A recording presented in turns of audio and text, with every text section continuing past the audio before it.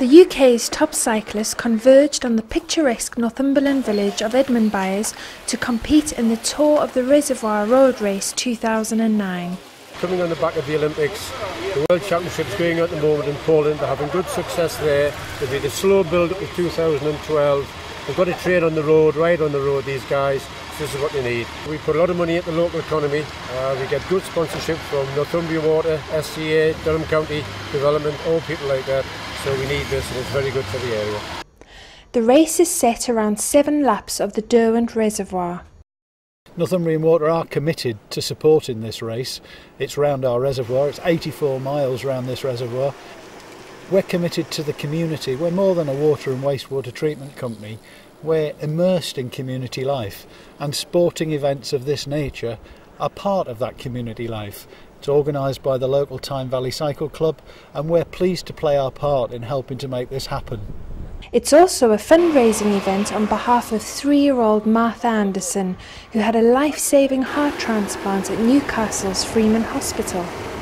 The difference from last year when she still had tubes and attached to the ventilator machine, now she's running around like a wonderful child. That her and her sister Matilda, wonderful to see them, and they'll be doing the children's fun run today on the reservoir. Martha's family are hoping to raise £50,000 to buy another artificial heart machine. Martha wouldn't have been alive to be able to receive a transplant had it not been for the bill and heart machine. That machine allowed her to be stable enough to be in a position to receive a donor heart when she needed it, and it's what they use as a bridge to transplantation now. But actually the bill and heart's moved on too, because the Freeman's only one of 2 centres in the UK that actually uses has the expertise to use the bill and heart, but they've since done it as a bridge to recovery too, so they can actually remove it from the heart and allow children to recover without a transplant, which is tremendous. After the early laps in the main race, the battle was heating up around the reservoir.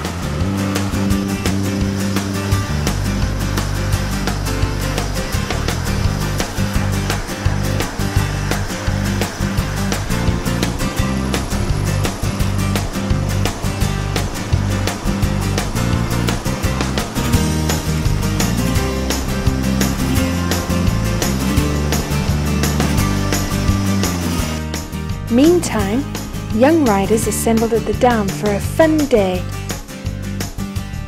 and to take part in the SCA Velvet Junior Bike Race.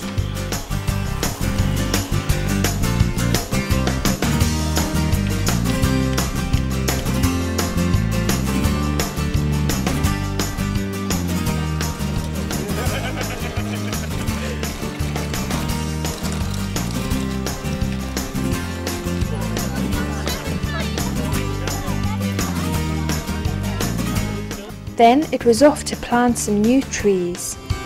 For every tree SCA uses to make velvet toilet tissue, it plants 3 new saplings. We sponsored this last year for the first time, and I have to say the weather was not this good. But yeah, there's been, I think, 40 children turned up and raised money for a very, very good cause. We are a big employer. We employ over 400 people at our site in Prudhoe, so we've got a responsibility to the community. So we look at that very carefully, and it's great to be involved with events like this and support where we can. Back at the main event, after a demanding 84 miles, Andy Tennant managed to break the pack to cross the finish line, a very happy man. Yeah, debut in their first win of the Premier Canada. Can't get much better than that, can you really, in terms of enjoyment factor. So yeah, really chuffed about winning. Weather was a blessing. I think if it had been stormy and snowy like it was yesterday, it would have made it a completely different race. The wind wasn't too strong. It's still tough out there, but it felt good. So on these heavy roads, if you feel bad, it's a real tough day in the office. But luckily felt good and had a strong team around me, which really helped me. My ambitions are obviously on the track. We're looking at 2012 really, so this is a good stepping stone towards that. The road for me is used for the track, but you always have aims in every race to win, so to get a victory is brilliant. As I retreat behind Russ Downing for cover, there we go, the champagne sprayed.